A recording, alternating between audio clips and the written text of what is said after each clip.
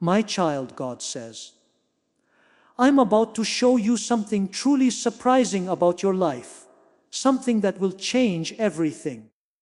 Do not skip this. Take a good look at where you are now.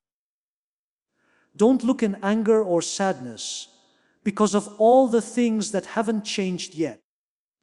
Feel like you're about to find out what this place has really meant to you. Take a moment to look around you. The walls are there, the view from the window is so familiar that you hardly notice it. And the streets you drive on are so familiar that your hands remember the turns, even when you're not paying attention. The background furniture and the habits that are so much a part of your day that you don't even notice when you're doing them. My child, look at everything. Pay close attention to what's going on around you, because I need you to understand what I'm about to say. Before I explain why this isn't your final spot, you need to have a clear picture of where you are now.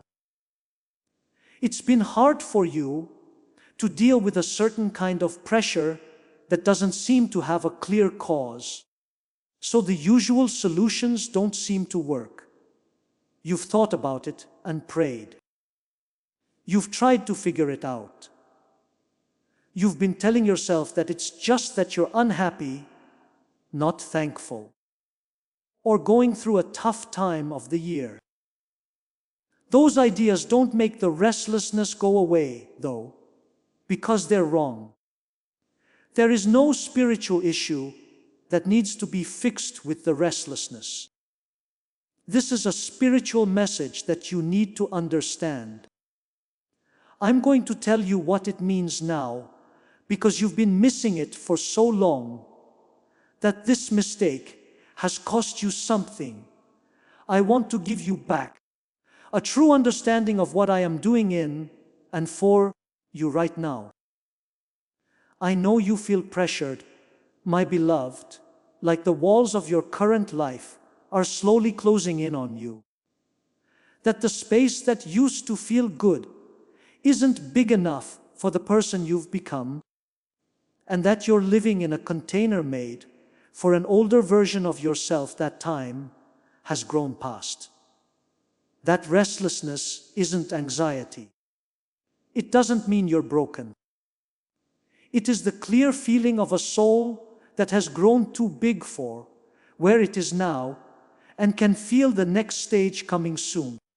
It says in Micah 20:10, "Get up and leave, for this is not your resting place, because it has been spoiled." My child, the atmosphere of your current season is too small to support your purpose. I'm purposely making you feel bad in it.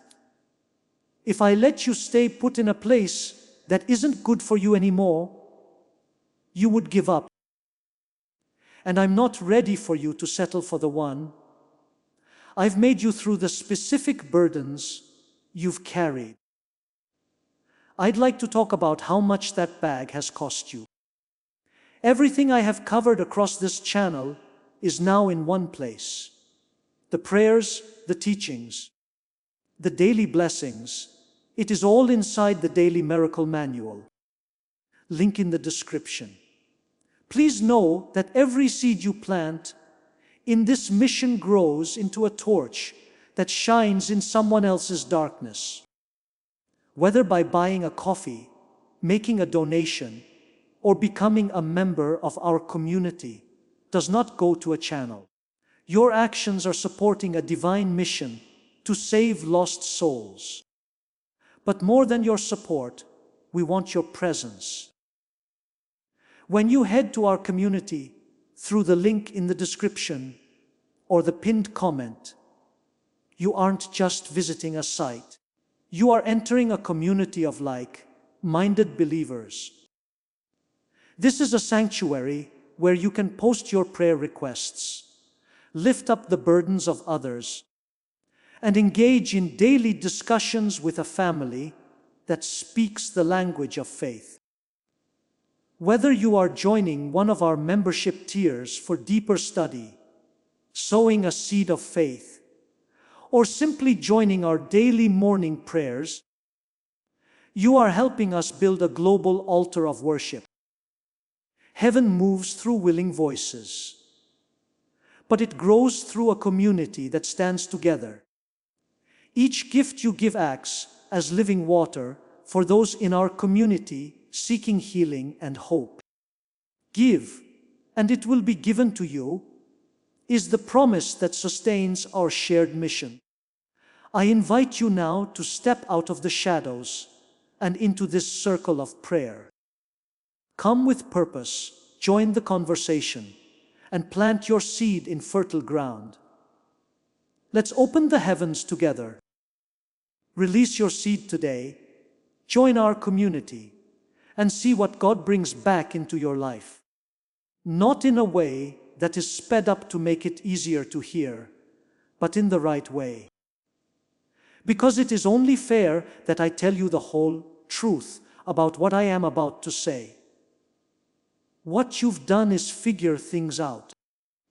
When resources didn't match the vision, when every dollar had to go further than it was supposed to, and when the difference between what was needed and what was available required your own special kind of cleverness, faith, and refusal to give up, that gap was closed by you. In a situation that wasn't meant for one person to handle alone, you've been taking care of things. The weight of someone who has been their own solution, when there should have been another solution, rests on your shoulders. You are physically and mentally worn out from giving what should have been shared, building what should have been built with help, and funding the vision with resources that weren't enough for its size. I saw all of those times, my child. I saw the mornings when having less money made you pray louder because you had to. That's how faith works. I saw what you did when you didn't have anyone to give the load to. I saw you deal with it and keep going.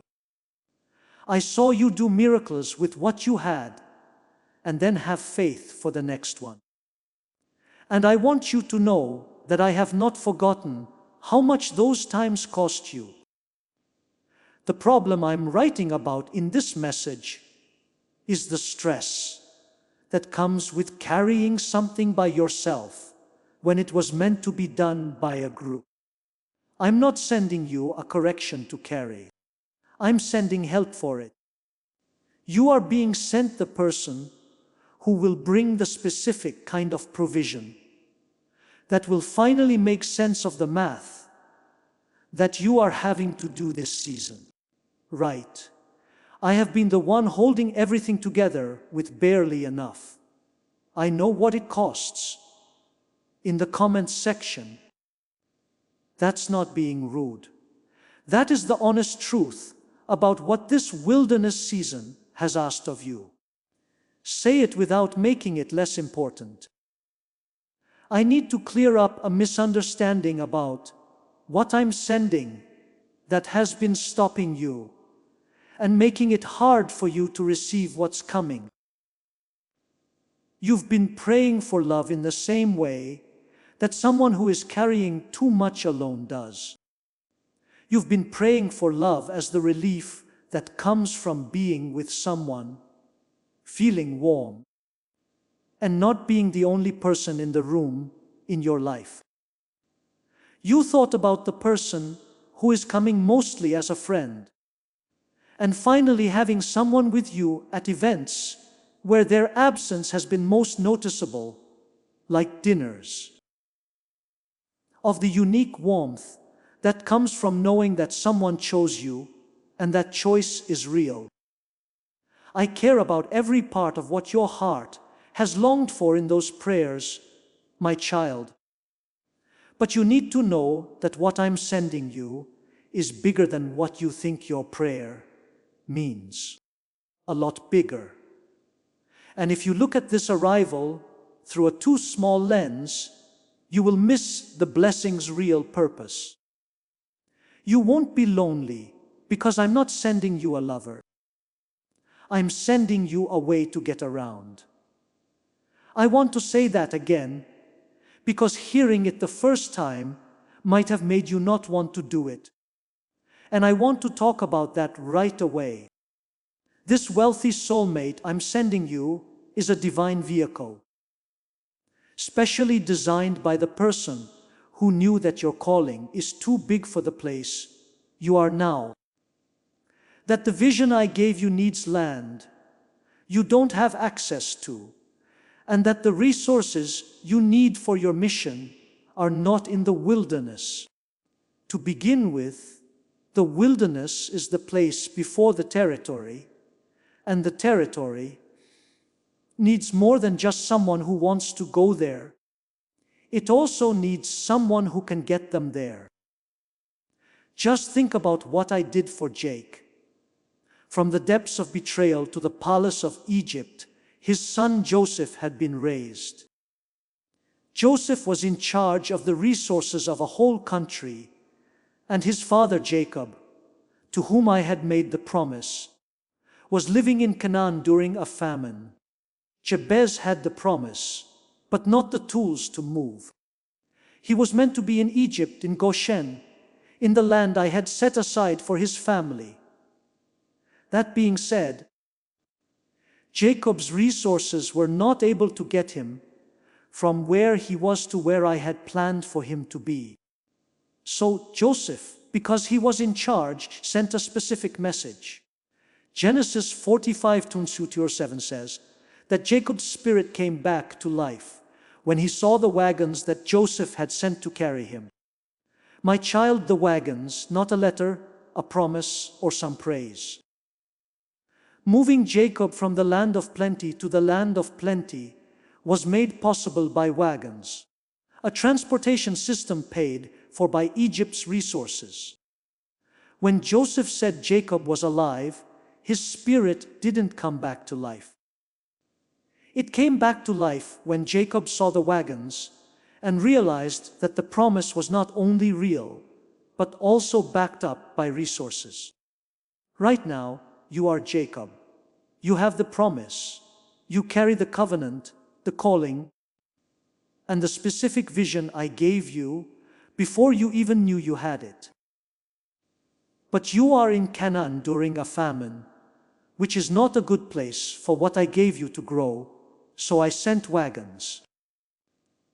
The wagons are coming in the form of the person whose resources are the engine of your progress, whose financial power is the wheel that drives your relocation, and whose access to areas of provision is the exact mechanism designed to get you from where you are now to where you need to be for your purpose.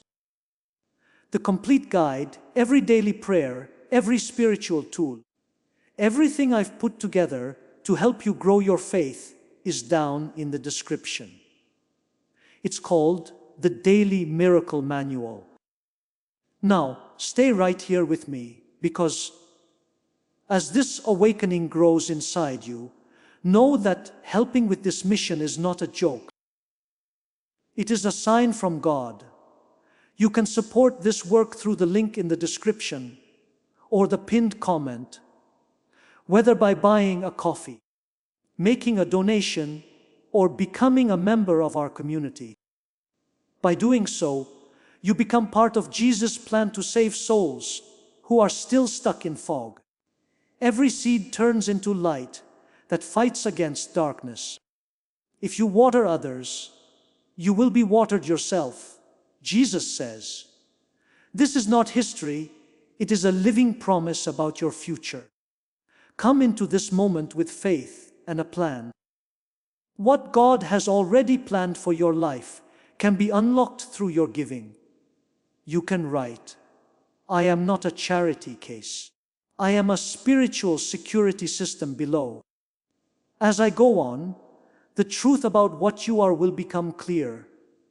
Say it out loud now, before you fully understand it. so it sinks in before your mind has a chance to fight it. Hey kid, I want to answer a question that might have come up when I talked about money. There is the question of whether I am being too simple and reducing the sacred agreement of partnership to a simple exchange of money. Because the story of Ruth is not a love story, I want to answer that question from the point of view of the person who wrote it. It was never really a love story. It is a legal document about redemption and the law that the person I'm sending has to bring exactly what it says they have to bring. Ruth was a widow living with her mother-in-law Naomi in a different country. In their current state, they had no land, no legal standing, and no way to see a future. They were not just alone. In order to get out of their situation, which was structurally impossible, they had to take a certain legal action called kinsman redemption. This could not be done through prayer alone. The family member who saves. In Hebrew, the goal had to have three things to do its job. The first one was right.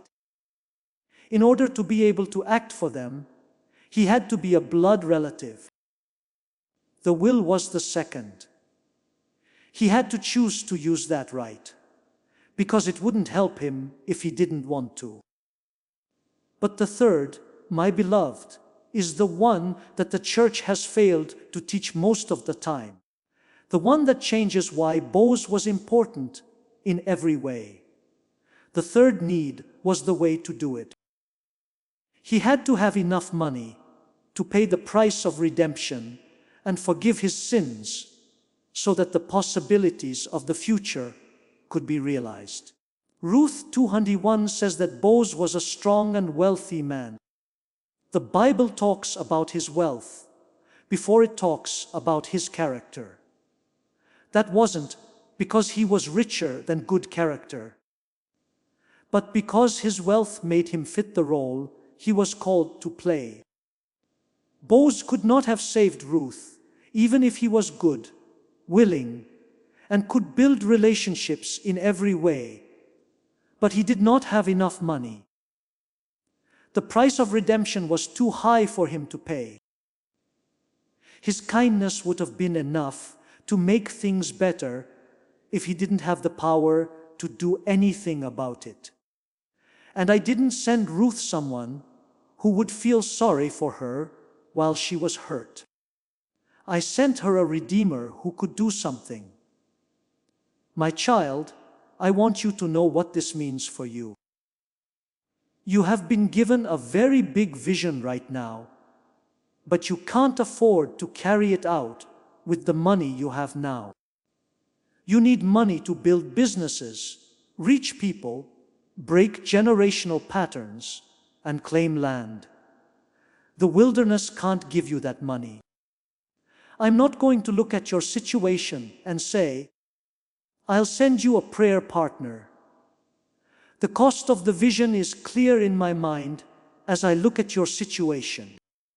I will send you someone who can write the check that erases your past debts and opens the doors to your future. In the comments, type, "This makes me feel something different. My worth has never been sealed in cash." It's real if something in your chest changed after hearing what I just said. Your deepest self has been waiting to hear the right way to understand what's coming. Take a moment to understand. Dear child, I need to talk to the voice inside you that has been talking about a wealthy partner before I tell you how to spot the one I am sending. The one who says, "Who are you to attract someone at that level? Look at what you have and what you don't have." If they are operating at that level of provision, what do you bring to the table? You are a burden, not a blessing. That voice is not wise. It's the lie of someone who has been poor for a long time and has started to judge their worth by how much money they have. And I need to change that before they come. They will be able to tell that measurement in you. And they deserve to meet you at your true value, not the smaller version that the wilderness season has been pushing you to accept. This is where that voice gets the conversation wrong. You're calling what they bring the prize from what you see. I see what you bring and tell you that it is the treasure. Rich people who don't have a spirit that can pray in battle, trust during famine, and hold on to a vision when resources haven't arrived yet are still rich. The person I'm sending has been through a lot of spiritual battles in the places they were sent. When the stakes were high and the other person was smart, they have been in rooms where a wrong spiritual reading could have been very bad. For this reason, they have been doing it without the specific covering of someone whose inner self was built in the wilderness for this alone. Their wealth is shown off without you. Their resources aren't working with the spiritual protection they were meant to have without the specific anointing you carry. You are not a charity case that they are helping. The Ezer is you, and I need you to know what that word means in the original language of the text it's in. What does Genesis 2:18 say? I will make a helper suitable for him. That's the Hebrew word I used. It's not the word for a servant, an assistant, or someone who brings drinks while the important person works. The word Ezer is almost always used to refer to me when I save Israel in a battle that can't be won. When I am the strength that saves them from a situation that can't be solved by humans. That's when the word Ezer shows up. I called you a fool. I told you that you are strong and can save people. The second part of the phrase, kenegdo, means matching or pressing against with equal force. That's why I called you the power that saves. The exact opposite that provides the resistance that makes something strong. You are not the weaker partner in this relationship. This whole thing is stable because of the equal and opposite force that you bring. My child, I want to talk about the Ezer understanding for a moment, because it changes everything you bring to this meeting. The person I'm sending this to has worked at a high level where the opposition is complicated and many lives are at stake.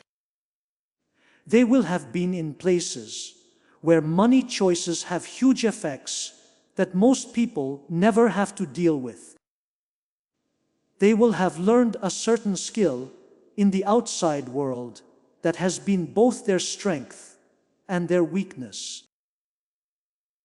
This is because they learned that skill without having the inner protection that the outside world can't give them.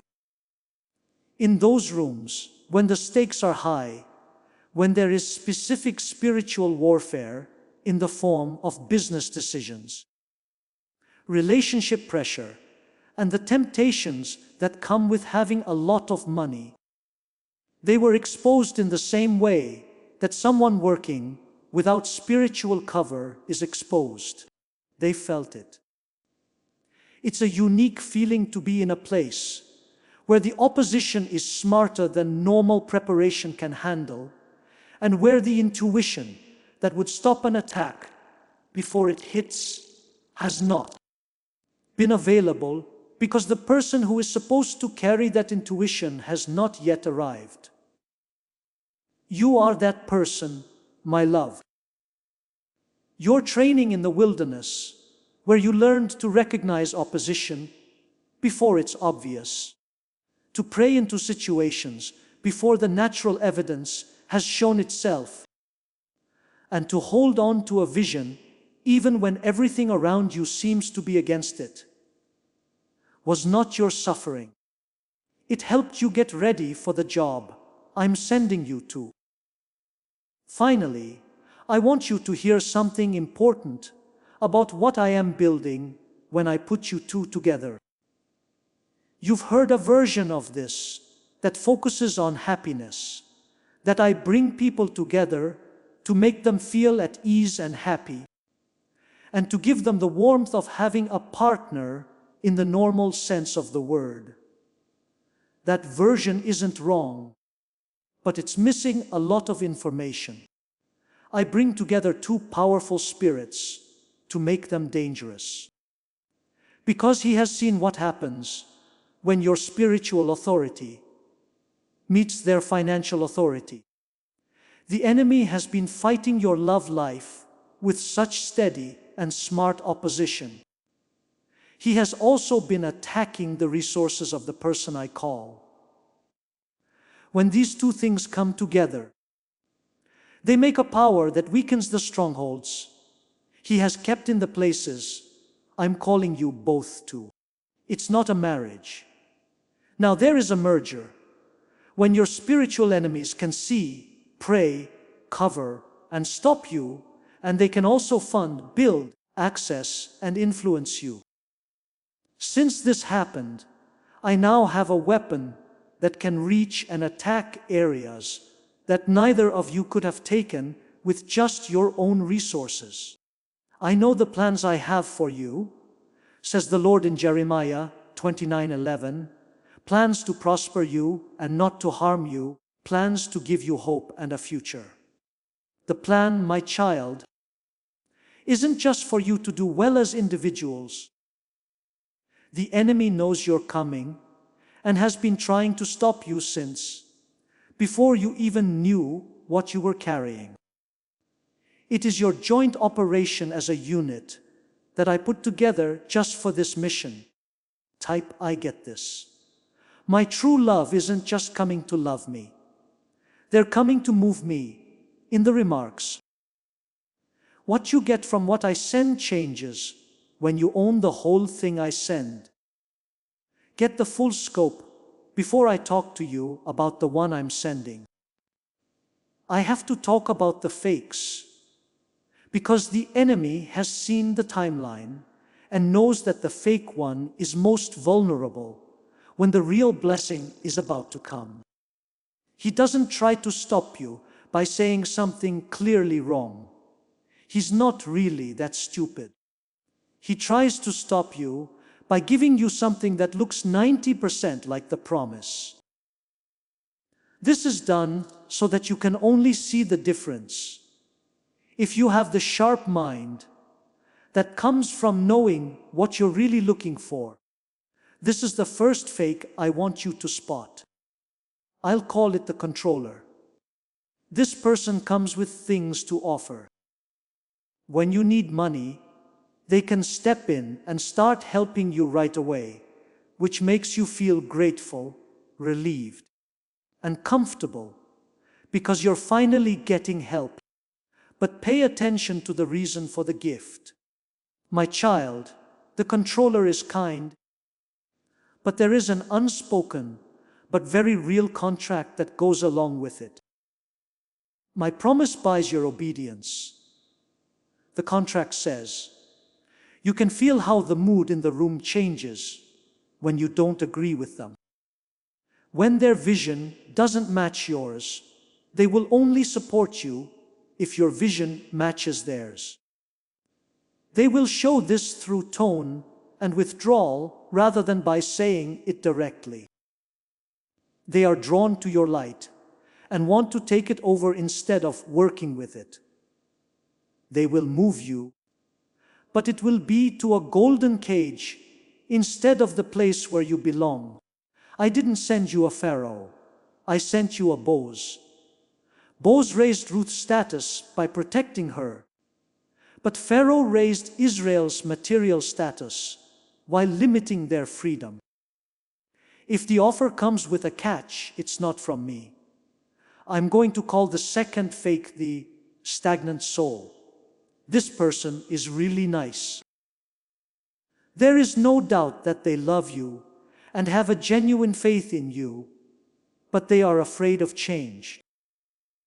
When you talk about the specific move of calling and purpose that I have been pressing on your spirit, they will look at you with loving eyes and ask, why can't we be happy with what we have here? Why isn't where we are enough? They weren't sent to hurt you.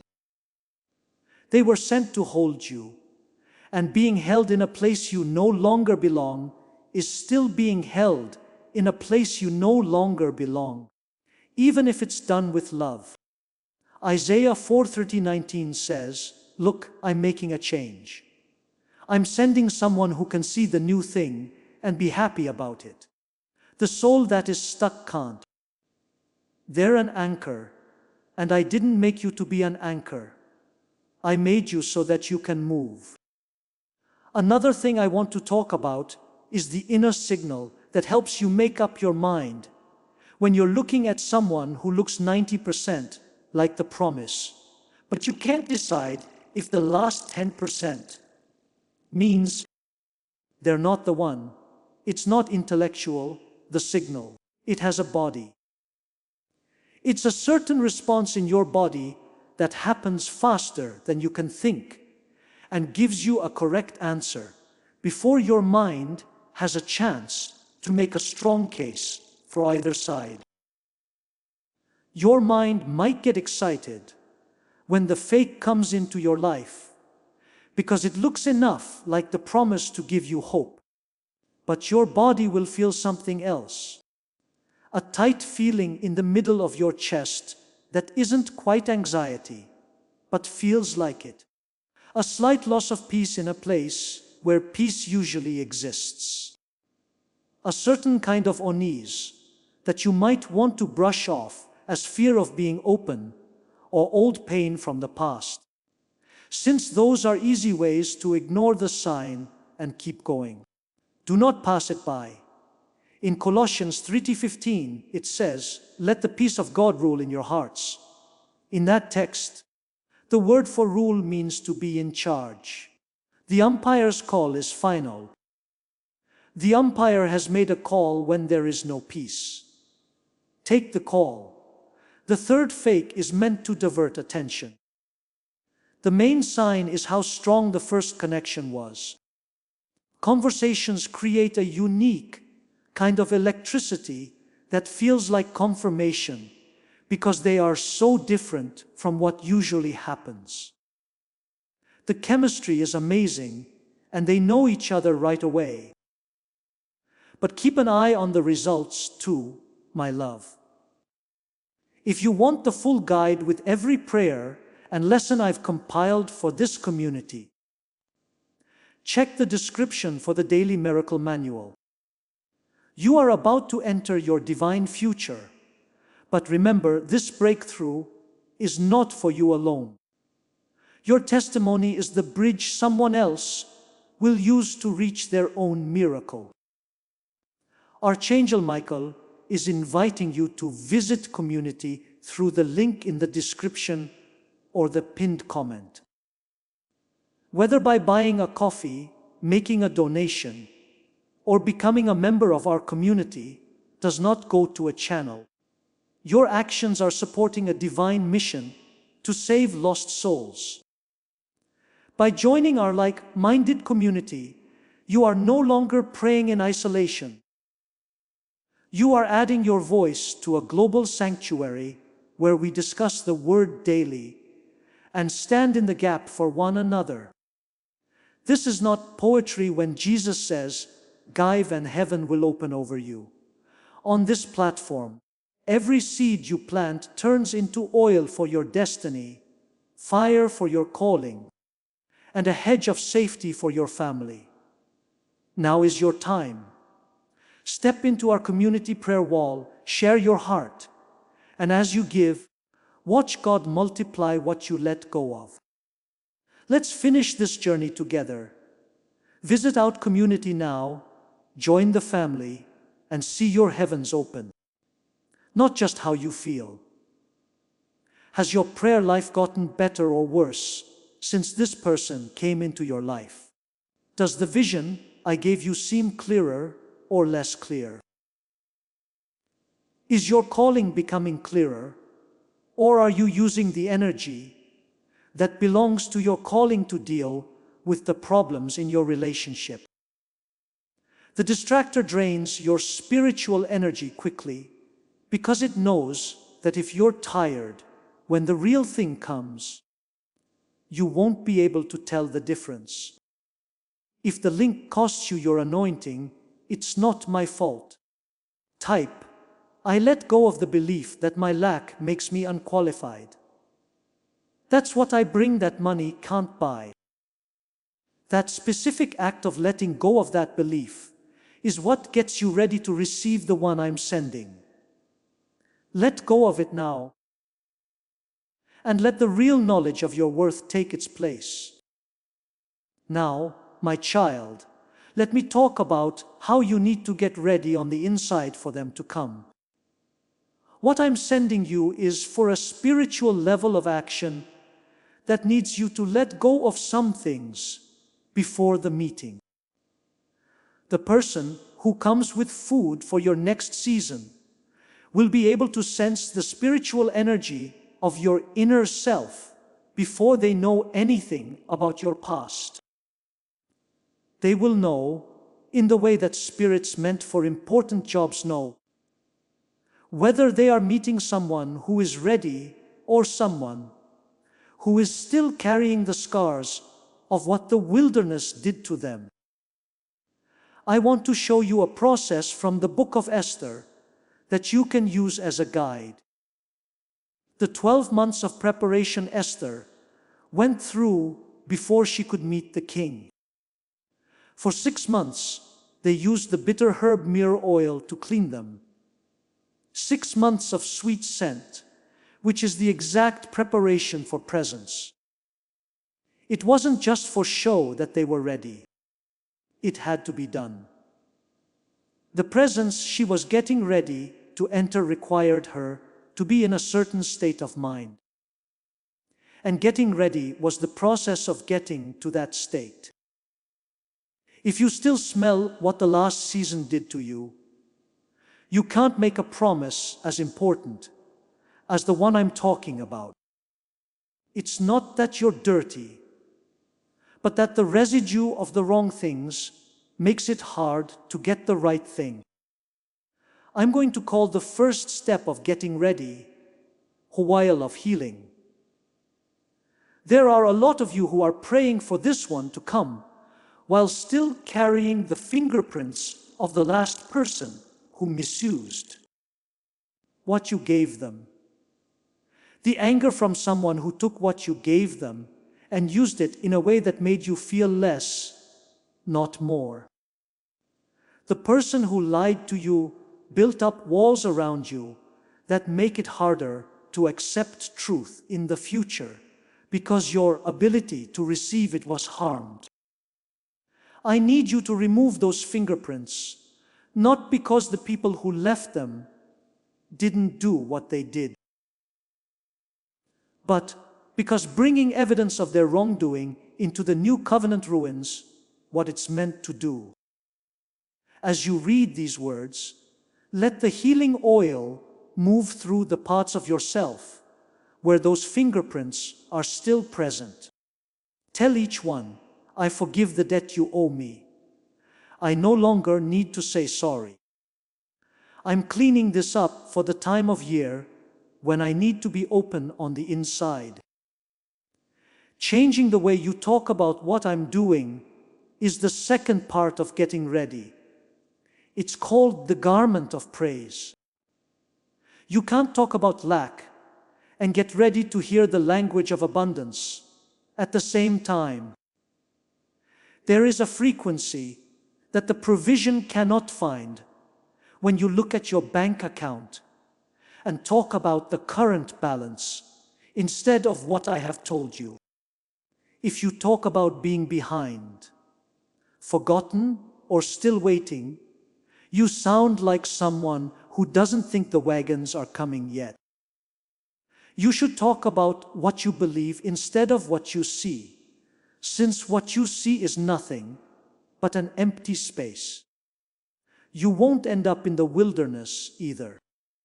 According to Matthew 6:33, seek first the kingdom of God and His righteousness, and all these things will be added to you.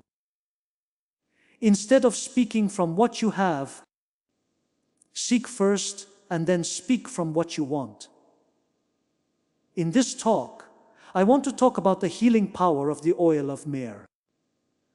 This is because the effects of the wilderness season are still felt today in the form of anger from past relationships and a sense of poverty that the season of lack implants in your mind through repetition.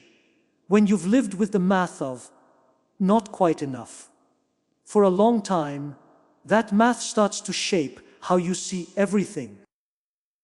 Instead of looking at what I've said, you start to judge what is possible by what has been already possible. That place also needs to be healed by the oil. The part of you where small thinking has become a habit and where, when you think about a big possibility, your first thought is probably why it won't work out, not why it already has in my purposes. She is dressed with strength and honor, and she laughs without worrying about what might happen. If you want to laugh without worrying about the future, it's not because it doesn't have problems, but because the person who planned it has already thought of all of them. The third part of getting ready is having what I'll call the royal mindset, which is all about being a good manager. The test that most of my kids fail this season is being faithful with what they have now while also having faith in what will come. I'm not watching to judge you. I'm just seeing how you handle the things I've given you so far. Managing the things you have now will help you handle the things that are coming. According to your spirituality, if the space you are in now doesn't have room for the one I'm sending, that means you don't fully believe they are coming. There is a certain act of faith I want you to do right after you finish reading this. Pick one spot in your environment to get ready. Clear out an area that has been used by things from last season. Leave a space that is specifically set aside for the new one. It's not about being clean. It's about making a claim. By moving this way, you're telling me that you think the arrival is real enough, that you can get ready for it. Hear what the Bible says. All things work together for good for those who love God. Everything includes getting ready. What should I write in the comments? I will not settle for someone who cannot meet me at the level of my calling. That's the standard I want you to follow. That's not arrogance. That's the exact clarity of someone who knows that the job needs a partnership that fits its size. Dear loved one, I want to talk about moving now because the partnership I'm sending almost always needs moving. The one I'm sending you isn't being moved to where you are now. They are put where their job requires them to be, and their job is linked to their resources in the same way that a tree is linked to the ground it grows in. The wealth that makes them qualified for the role I've described comes from where they are called to work. You are separating them from the source of the provision that makes the partnership possible if you make them come to you before you move toward them. Ruth didn't wait for Boaz to come to her in Moab. She went to the field of Boaz. which is where the covering became available to her. There was more to the field than meets the eye.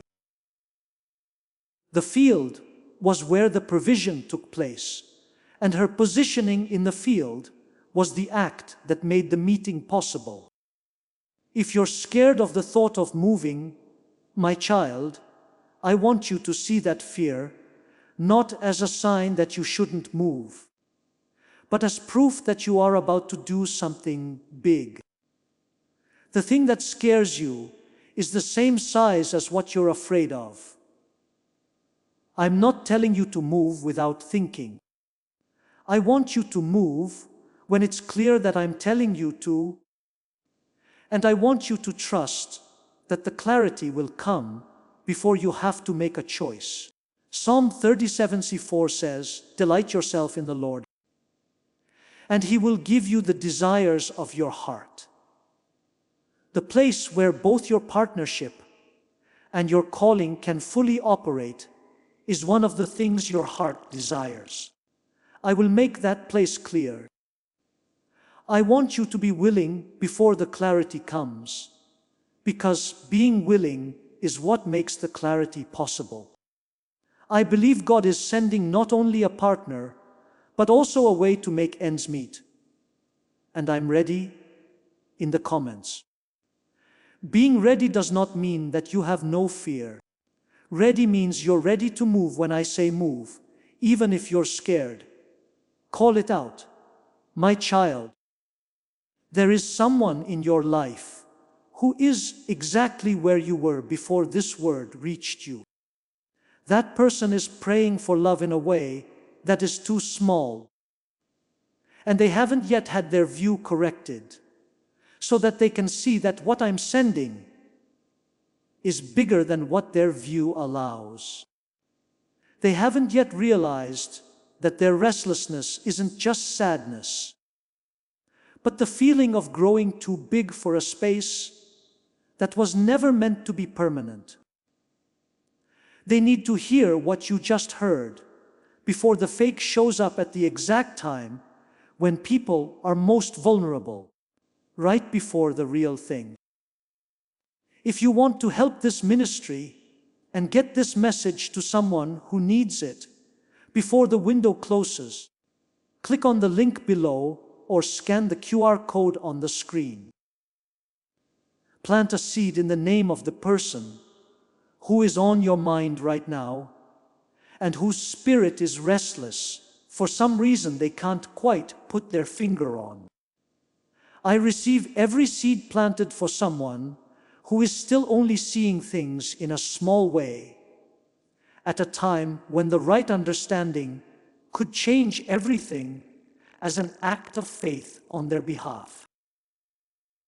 I also honor what you plant in the name of someone else with the multiplicity of the one who has been watching both of your stories from the start.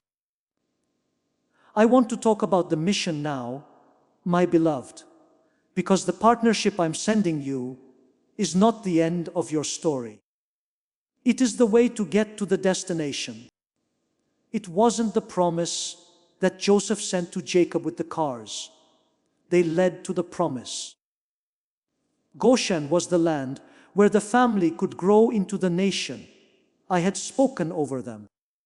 It was the land of promise and plenty. That's what was promised. They got from a place of hunger to a place of hope with the help of wagons. In the same way, my child, the partnership I'm sending you is not the end of the story. The specific rule is what makes the last chapter possible. The secret mission you're working on together is bigger than either of you could possibly handle on your own. When you work together, your spiritual authority covers their financial authority, and their provision funds the area of your combined calling. This makes you the kind of dangerous person that the work I'm calling you to requires. 30:74. We know that. I will give you the desires of your heart when you delight in me. Your heart's desire was never just to be loved. It was to know you on a deep level and be paired with someone who has the courage and skills to stand with you through everything I called you to do. That desire is the right way to understand what I put in you. And I'm honoring it now by sending someone who not only loves you, but also has the tools to make that love work at the level your calling needs. You can type, "I get the pairing, I am given the order." Please write, "I get the merger," in the comments. If those words make you feel something different, more than just the emotion that comes from a message that hits home, then that difference is real. Words that land at the level where the most important things in you live have that exact weight. Take it all in. Don't just call it inspiration. This is more than just an idea. This is the exact instruction from the person who has been putting the pieces in the right place since before you even knew the game was going on. My child, I also want to say a few words about what happens spiritually when you start to get ready in the ways I've told you about. When you make space, when you talk about your situation differently, when you let go of the marks of the past, and when you stop judging your worth by the simple math of what the wilderness has given you, something moves, and not just in your mind. Making preparations is a form of prayer because it makes sure that what you do matches what you believe. And when your actions match what you believe about what I am doing, that matches send a spiritual signal that the person I am sending can find. I want you to know that the finding goes both ways. You are not the only one being looked for. You are also moving toward the person who is moving toward you, and every step you take to get ready, every space you clear on purpose, every word you speak from faith instead of what you can see, and every moment you choose to receive the true understanding of your worth instead of the skewed one the wilderness gave you all shortens the distance between where you are and where the encounter takes place. According to Romans 8:28, all things work together for good for those who love God, who are called according to His purpose. One of the most important things is getting ready. It's working right now as you read this. Something is already moving that your eyes can't see yet. But the one I'm sending you is already heading that way. My beloved, don't walk forward as someone who is waiting for love to come and make the wilderness bearable. Instead, walk forward as someone who knows that love's arrival won't make the wilderness bearable. It's over now. The wagons are on their way. The tools for the movement are already moving. Some parts of the partnership's engineering have been planned for longer than you know. This one I'm sending you has been prepared for you with the same level of care that you have used to prepare them. There was no reason for you to carry things by yourself for a season. You were trained for a job you were sent to do, and that training needed a certain kind of inner state that can only be achieved by someone who has learned to trust me through times when the provision didn't come until the last minute. Type, I am the Ezer. I'm the soldier. That's right, I need them just as much as they need me. That's the right way to think about what you bring to the relationship. Not a weaker partner happy to be picked, but an equal and opposite force that keeps the whole thing together. Chosen one, Say it with the confidence of someone who finally gets what they've been feeling. This word may have found the place in you where the small view of prayer had been living. I want you to do one thing. The name of someone has been on your mind since the beginning of this message. This person is praying for love in the language of being alone instead of the language of being assigned. The person isn't aware that their restlessness is a sign that needs to be read, not a problem that needs to be solved. Before the fake comes, they need to know that what I'm sending isn't just a partner, but a transportation system that will get them out of the place where they can't live anymore. Read the text below the link or scan the QR code that's shown on the screen. Plan to plant a seed for someone who needs this word before the window shuts. Every seed planted right now in the name of the person whose bows is already moving is a seed that will land in the exact soil I have been preparing for it. May you be blessed, chosen one. The wagons are moving ahead of time. You won't be in the wild for much longer. Heaven has sent you the tools you need to move. And those tools carry more than food. They carry the partner I picked for the assignment I made up before either of you knew you were picked. Before we get to the end of this powerful story, let's reflect on this deep truth. You did not find this message by accident. This is a divine appointment meant specifically for you. You are being invited into a protected, faith-filled community at the link in the description and pinned comment, a place where divine abundance is not just a hope, but a promise built on the Word.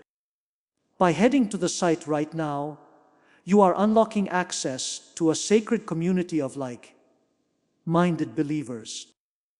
When you join our membership tiers, you gain immediate entry to powerful content, daily devotions, and divine insights that are hidden from the world. This is your chance to enter a sanctuary where you will receive spiritual guidance, unwavering support on our prayer wall, and speedy progress toward your destiny. Do not let this moment of destiny pass you by. Your breakthrough is waiting. Join our inner circle through the exclusive link in the description. This is how you guarantee you never miss the personalized messages and spiritual warfare tools meant to elevate your life. If you feel called to deepen your connection, the link is waiting for you in both the pinned comment and the description.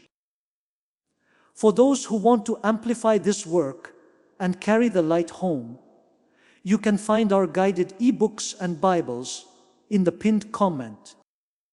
Whether you join as a member or sow a seed through our resources, your presence and energy change the world.